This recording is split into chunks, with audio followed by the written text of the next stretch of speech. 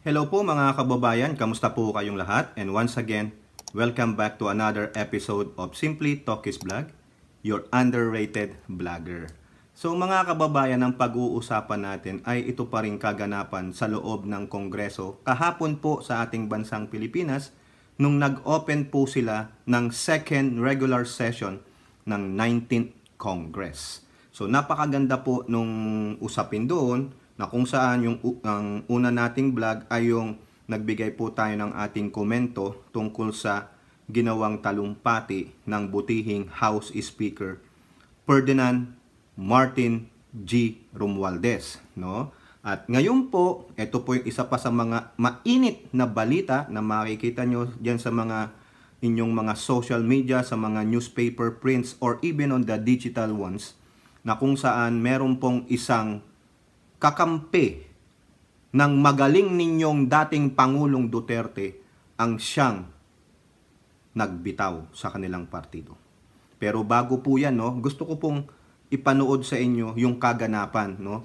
Dito na lang po tayo pupunta sa natapos na speech ni Majority Leader o Deputy whatever, kung ano yung designation niya, pero Representative Dong Gonzales. Kasi siya po yung author ng House Resolution 1414 na kung saan yung resolution na yan, ang titulo po niyan is Upholding the Integrity and Honor of the House of Representatives and Expressing Appreciation, Solidarity, and Support for the Leadership of Speaker Martin Romualdez. Pero bago po yan, i-flex ko muna yung Haya Nature Resort. For more details, punta po kayo sa kanilang Facebook page at ganun din po tayo magbibigay pugay sa lahat ng ating channel members at sa mga nanonood po ng ating videos at supporter ng ating channel.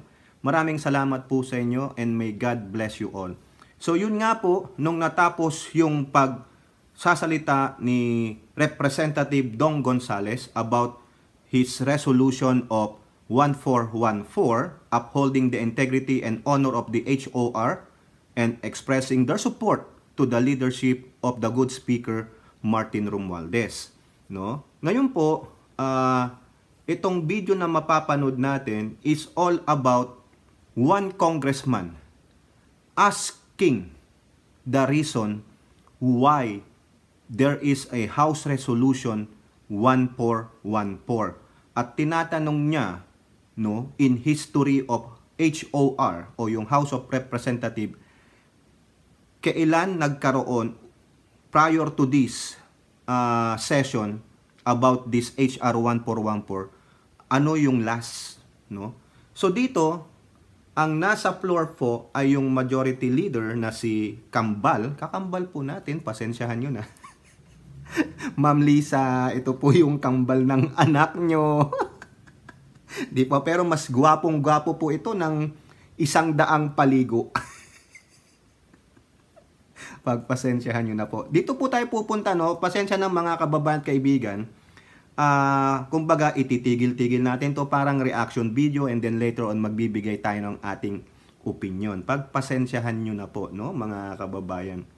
Ito lang po, no, mga kababayan, no. Kikreate lang tayo sandali dito. So ito na po mga kababayan, no. Simulan po natin dito, no. Ito po. Magbibigay tayo ng reaction dito. Speaker. Your leader.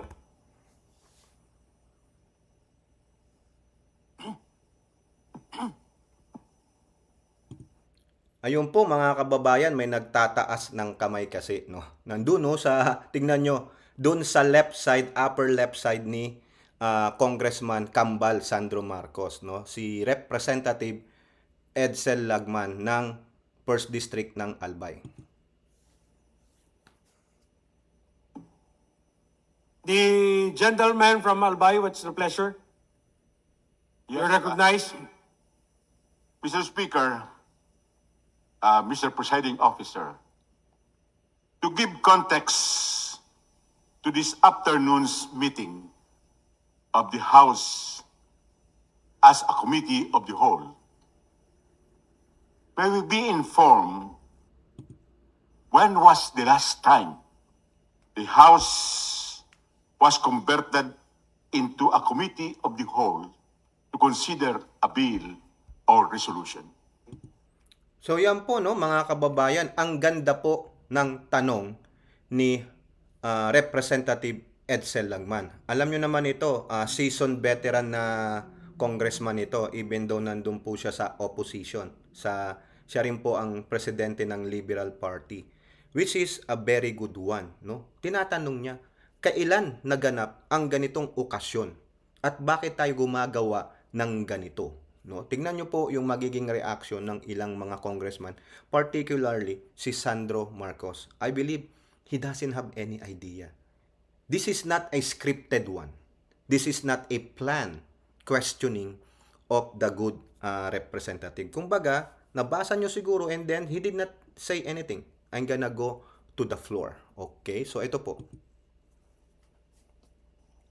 When the House rejected the application for renewal of franchise by ABS-CBN, did the House convert itself in a committee of the whole? Yes, Mr. Chairman. Yes. Yes. What- However, I believe that was not the said topic of the last time the House convened as the Committee on the Whole, as the record shows. In other words, that preceded the last time the House converted itself to a committee of the whole. Or what is subsequent?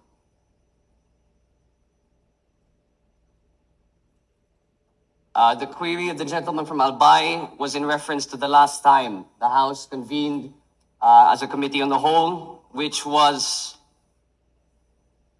October 16, 2020, in which the topic was the aforementioned four House bills. And when was the House converted into committee of the whole to reject the application for renewal of franchise of ABS-CBN? I believe it was the 13th of May of the same year, Mr. Chairman. Mr. Speaker, thank you, Majority Leader, Acting Majority Leader. Mr. Presiding Officer, I have no problem with this resolution. But let us place this in context. For the record, what recent So mga kababayan, wag nating anuhin dito si Lagman, no? Kung siguro maaasar kayo kay Lagman, no? Set aside our bias, no? Kasi sabi nyo, hindi PDP, dilaw, no? Ano ba siya? Lakas yung ganun, no? Laban, sorry naman. Kalimutan ko na kasi nasa sewer na tong mga tayo, no? Pero ang galing po ito po yung paano nyo malalaman na yung mga ganitong mga politiko is very good at this one, no? Talagang may gusto siyang palabasin, no? Tignan nyo yung kanyang position, yung kanyang demeanor.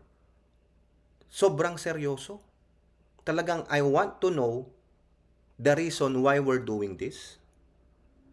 What will be the end game of this? Yung sabi niya wala siyang problema, but I really want to know. Di po ba? Ang ganda ng dating niya no? Saka yung mabibigla kayo sa mga words na binabanggit niya.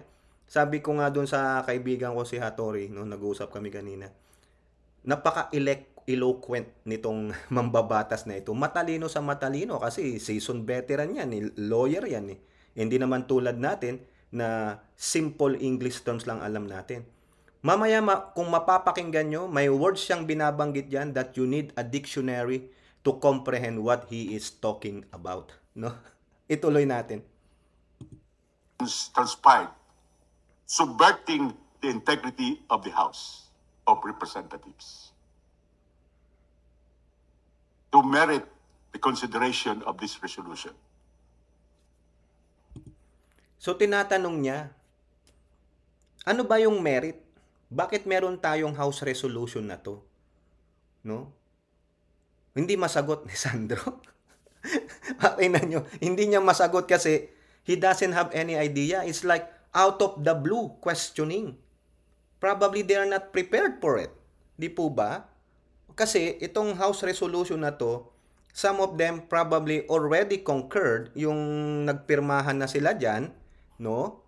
At alam nila na sosuportahan nila, they don't wanna question anymore. But the good representative from Albay wants to really know and to be in record, no, what will be the final answer of a particular author of this House Resolution 10414. Ano yung gustong palabasin ni Lagman para ma-record yung kasagutan. Ito po. Ha?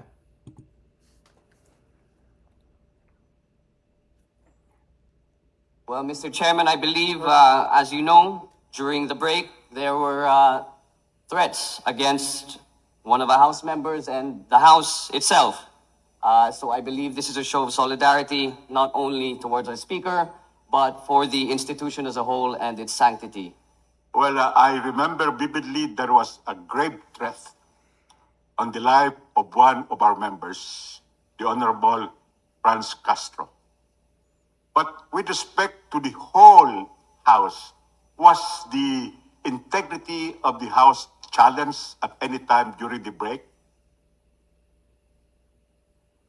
Yes, Mr. Chairman, I believe it was put into question. When was that? And what was that?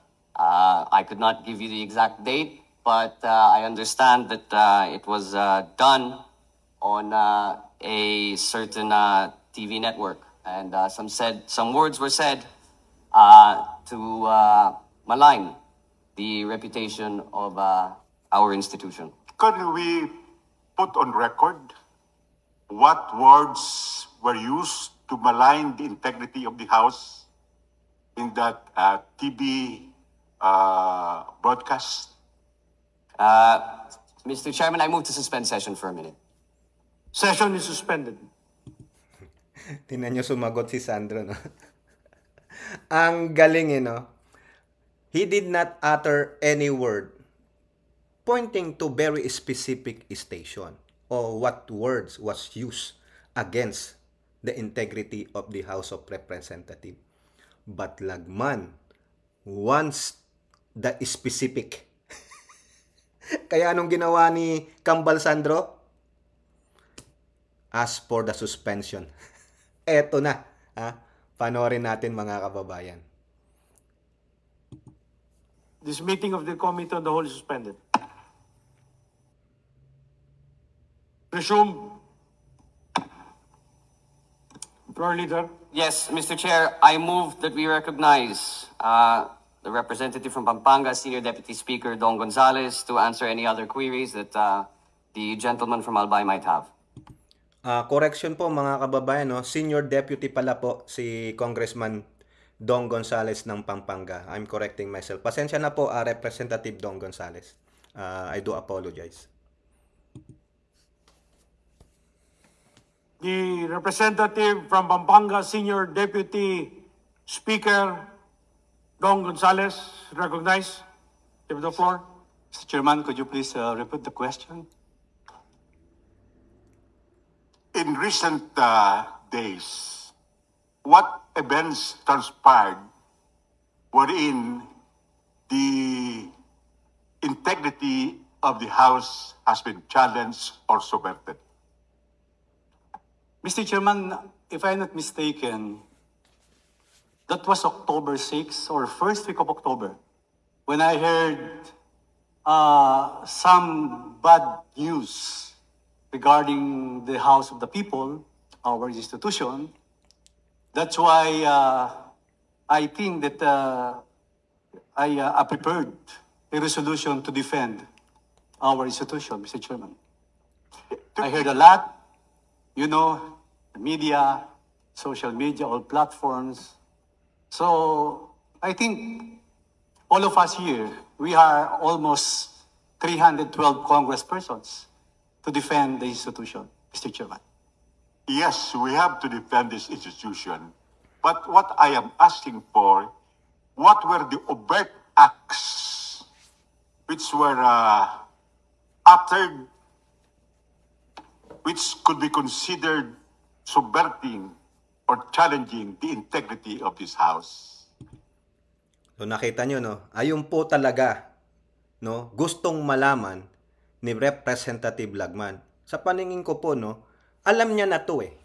Pero he wants to put in a record the overt situation. Meaning overt, meaning yung parang mali, karumal-dumal na ginawa o pananalita. Bakit tayo nagkakaroon ng itong House Resolution 1414? No, yun lang ang gusto niyang malaman. To basically, para sa aking opinion, to put in a record to let the people know. No, so the whole world, kung mapanood man nila ito, mabasa nila, oh, this is what happened. At ito yung mga taong involved dito.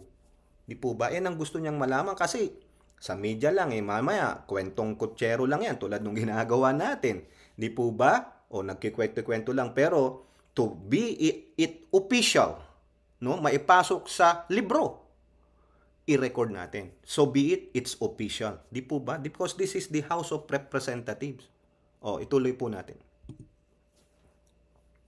Because the resolution is rather vague. It does not give us the proper background. So I'm asking this question not to question the resolution, but to give it some anchorage. Di ba ang galing, ano? Very vague. Ibig sabihin, may kulang. Masyadong malawak, hindi ko makita yung context. Kumbaga, pinaikot-ikot mo, wala naman palang kwenta. Gusto niyang malaman yung context para masuportahan niya. Di po ba? Ayun ang minsang kulang sa atin eh. You cannot go to the specific, therefore you are so vague. Hindi mo maipaliwanag. But if you can give me this answer to my queries, o yung queries po, yung question, probably I will support you or not. O may kulang pa. Ayun po yun. Well, I hate to say this, Mr. Chairman, but when I heard the word rotten, of course, I felt bad regarding Mr. Chairman. I also would feel bad hearing that accusation that the House is rotten. But may we know who uttered that statement? Was it a comic or a leader or previous leader of this country? Nakita nyo? Alam niya eh. Diba? May idea siya why. Sabi niya lang, is it a comic? Sa comics, cartoons, ano lang, mga chismis, marites, tolits lang. A leader? Or a former leader? Ibig sabihin, alam niya. Bakit ginagawa ni Lagman? Tulad ng sinabi ko sa inyo, he wants to put that in an official record. So people will know. People will be seeing this, oh, it's official. It's you who uttered the word rotten. Pero tignan nyo ang magiging kilos dito ni Representative Dong Gonzales. He is having a hard time saying it. Bakit? Dito po, no? Darating tayo diyan. Tignan nyo po ito. Ha? Well, I think, Mr. Chairman, the gentleman from Albay knew who is that. Why is the name of that accuser so sacrosanct? Nadinig nyo si Lagman? Hindi mabanggit ni Congressman Gonzales. Ano sabi ni Lagman? Di ba sabi ko sa inyo, pay attention kayo sa mga words na gagamitin ni Lagman? The word sacrosanct. Alam nyo mga kababayan, ginogel ka po yan. Hindi ko nga ma-pronounce ng tama. Sabi nga nung sa Google sacrosanct. Ha? Ako naman, sacrosanct. O ayun na lang. Ang meaning po niyan, sacred. No? Kumbaga, very hindi mo mabanggit. Ano ang sacred sa pangalan na yan? Bakit hindi mo mabanggit? O ayan. Kasi tignan nyo, sabi ko sa inyo, tignan nyo yung magiging reaction ni Congressman Dong Gonzales. Why he is actually having this, parang bang emotionally conflicted siya. If he is really wants to do this or not. So tignan nyo yung demeanor niya, no? Pansinin ninyo. But Lagman is grilling him. Lagman is so Yung ano lang siya, yung sinasabi niyang very, hindi naman siya forcibly doing it eh. Pero parang yung stand niya, I really want to know, not only for myself, but for the whole Filipino nation, to really know who is this sacrosanct who said the word rotten. Diba? Eto, tingnan natin to ha. Tingnan natin dito. There will be an interesting part on this video. Ha? Tingnan nyo. That we cannot mention it before this body. Mr. Chairman, can I ask for Yes, Gonzales. 1 minute suspension? Ayan na po, mga Meeting kababayan. suspended. Hindi ko na ipopost, no? Tingnan nyo. Tingnan nyo yung video na yan. Ano ang demeanor or attitude ni Representative Dong Gonzales? He is making a life-changing decision on this. Look at him. Ginagano niya yung mukha niya. Parang, am I really gonna do this? Kumbaga, nabigla po siya eh. Nabigla siya eh. Kasi doon sa House Resolution niya, wala doon siguro yung pangalan ng taong babanggitin niya mamaya. Kung sino yung the name who should not be mentioned. Di ba? Let me borrow that word from Harry Potter. Or the sacrosanct that he cannot even mention. What is the reason? Tingnan nyo. Ha? Hindi nakapost yan. Tingnan nyo ang kanyang demeanor. He is asking for advice from his colleagues. Di po ba? Because he was caught off guard by Lagman. And Lagman, as a seasoned veteran, knows how to grill you. Sanay na sanay sa debate as a lawyer. Even though na kinamumuhian natin siya, but he's good. Right? O yan, tingnan nyo ha. Naglakad siya, may pipuntahan siya. No? Ayan ha, hindi po yan nakapost. Kasi yung pinadala pong video sa akin dito, yun na lang sinabi niya eh, but I want na really know. So para at least, matignan natin. No? O yan o. That is more than a minute. Sabi niya, he's asking for a 1-minute session break lang. Wala. Di ba? Kita nyo? Si Lagman, ang galing, ano? Doon yung makikita. No? Yung mga seasoned, mga veteran politician at magagaling na lawyers. Yan. They know how to grill you. Yan na po. Mr. Yan Chairman, can we resume the session? Meeting is resumed. Representative Gonzales, SDS Gonzales. Mr. Chairman, Eto na po. Eto na. I will answer the question of Congressman of Albay, Congressman Rachel Lagman. But before I will answer your question, Mr. President of the PDP party, are you here? Mr. President, Congressman Alvarez, the one who uttered that word is our chairman from PDP Laban. Before I will answer, I will resign now as member and officer of PDP Laban. Ayun, mga kababayan. Kaya hindi niya masabi.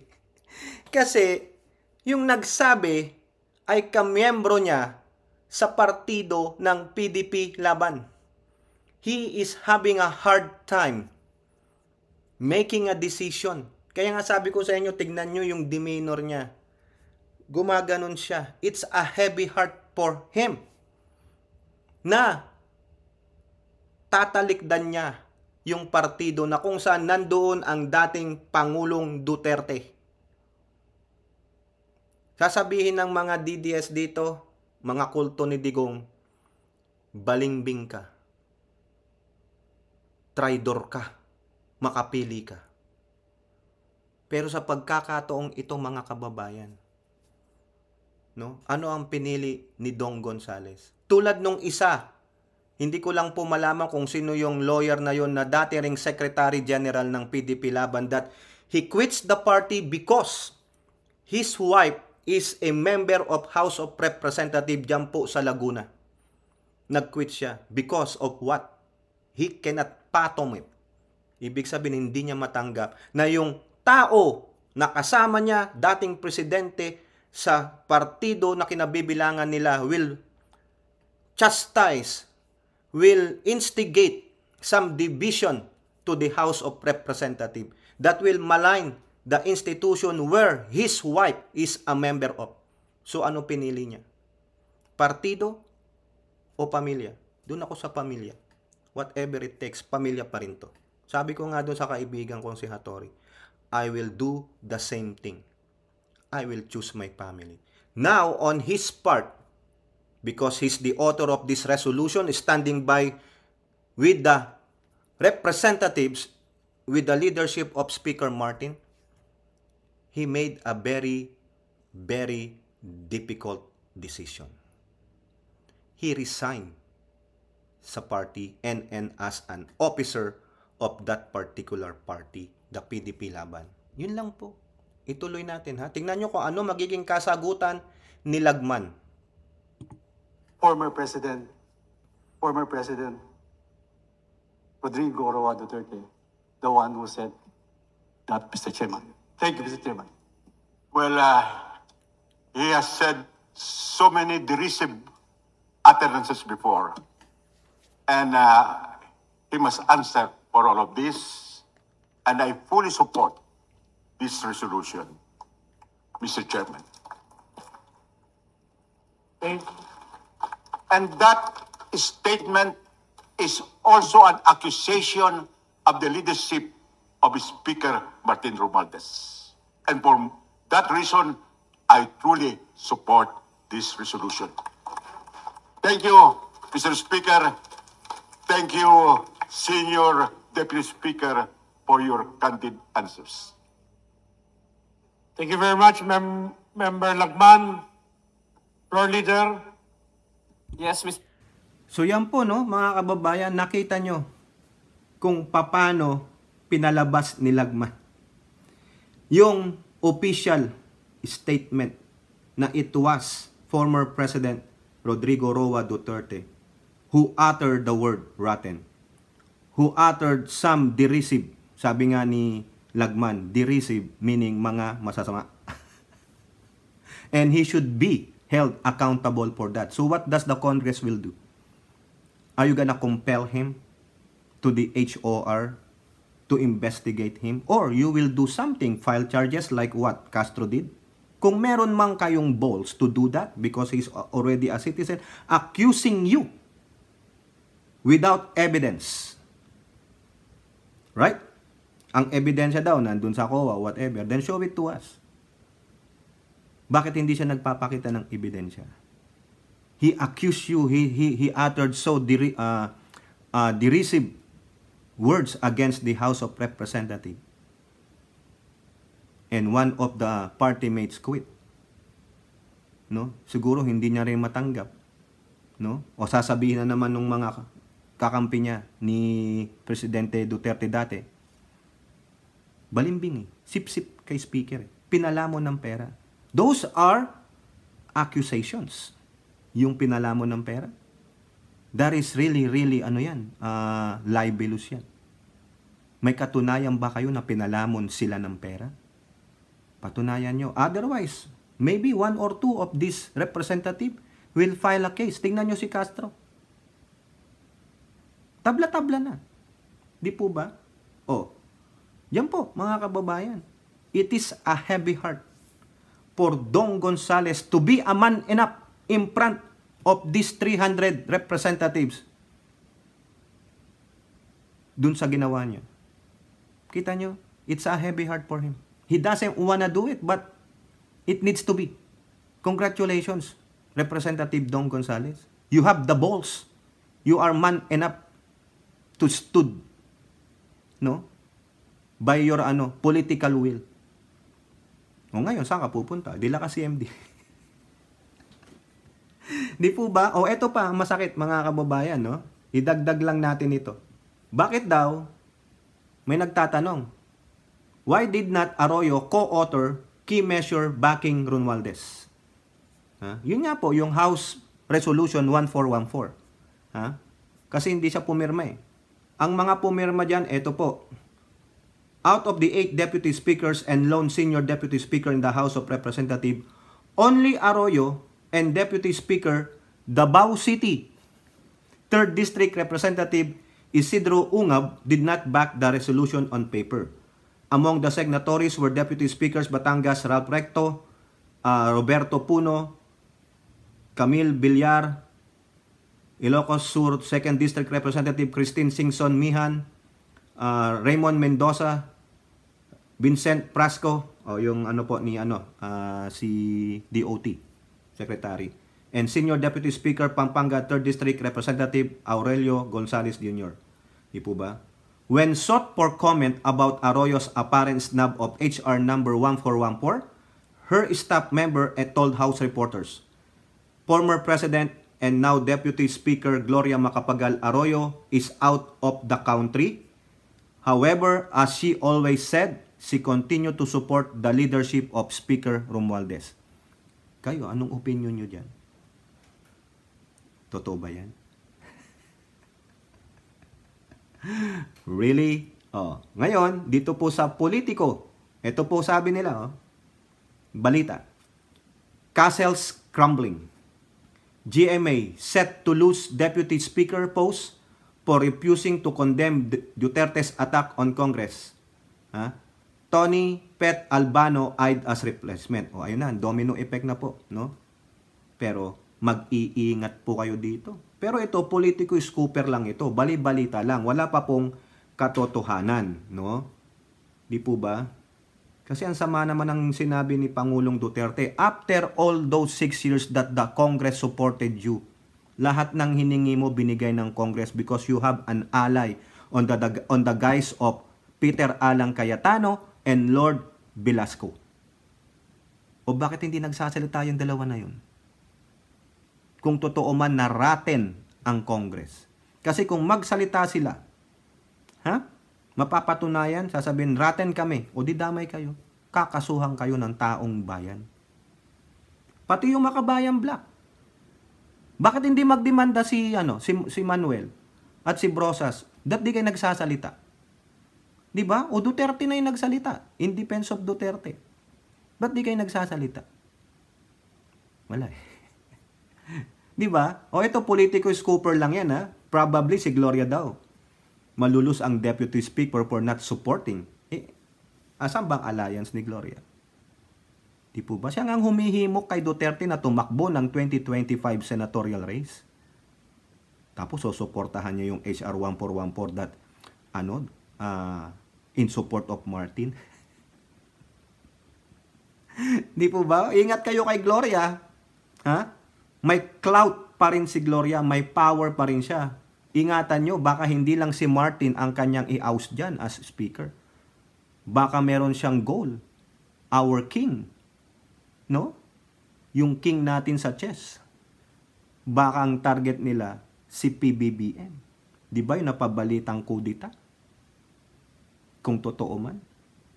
Kung hindi man totoo yan, pero may president. You know the history of Gloria. Magbalikan na lang tayo ng history. Di ba mga kababayan? Tama, mali. Kayo po. Ano pong yung masasabi dyan, no? Kasi hinahanap siya, wala daw siya, out of the country siya. Sana lahat. Sana all, wala sa country. Tuwing may kaganapan sa kongresong ganyan, wala si Gloria. Di ba? Nung natanggalan siya ng majority speakership, wala rin siya. Nasaan siya? Ngayon, nangyari, wala rin siya. Opening ng second session ng Congress, wala siya. Aba, extended vacation? Di ba? So, therefore, mga kababayan, kayo po, ano po sa opinion ninyo, no? Yang napanood ninyo na video, no? Sa akin, I think, masakit po yung sinabi ng dati yung Pangulong Duterte. That HOR is rotten. Pinala mo ng pera, no? May pork barrel kayo, no? Sana binakapan mo na lang Pangulong Duterte ng mga ebidensya na they are truly rotten. Hindi yung nagngaw-ngaw ka diyan. Di po ba? Tama, mali. Di ba? Para at least ako, maniniwala ako sa iyo na ito yung ebidensya, kayo diyang congressman, no? Martin, no? Pinalaman mo ng pera tong si ganito, si Pulong Duterte, ganito binigay mo. Di ba? Ikaso wala po eh. Sa salita niya lang kasi sabi nila, magaling na tactician. Ayan, tingnan nyo, nagka-crumple na, divided na yung house, wala nang unity team. May unity team pa sa kongreso, Lahat sila except yung dalawa. Ewan ko lang kung si Pulong Duterte pumirma doon. Di po ba? Si Lagman sabi niya, I support this resolution. At kung mapanood nyo yung after magsalita si Speaker, pati Makabayan Black, yung 3 bulok, nakipagkamay. Kasi sabi ni Martin, magpapasalamat din siya sa minority. Nakatuwang din sila sa lahat ng ginawa ng Kongreso, yung pag-aaproba ng mga priority bills ng Pangulo. Di po ba? Sabi niya, trabaho lang. Walang personalan. Ayun. Diba? Ngayon, ano kayang masasabi dyan ng Pangulong Duterte? Alam ko si Pangulong Duterte mukhang naudyokan lang to nung nandun sa nation building station, no? Lakas maka-impluwensya kasi yung yung appointed son no? I don't wanna say yung bastusin yung pangalan ng Diyos, appointed son na lang. Kayo na ang bahalang bumuo nun.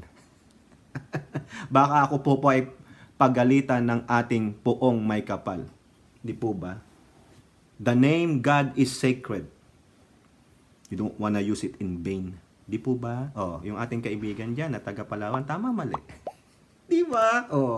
Kayo po, ano pong inyong masasabi? Comment down below and don't forget to like and share. Hope to see you on the next videos. Bye-bye. God bless.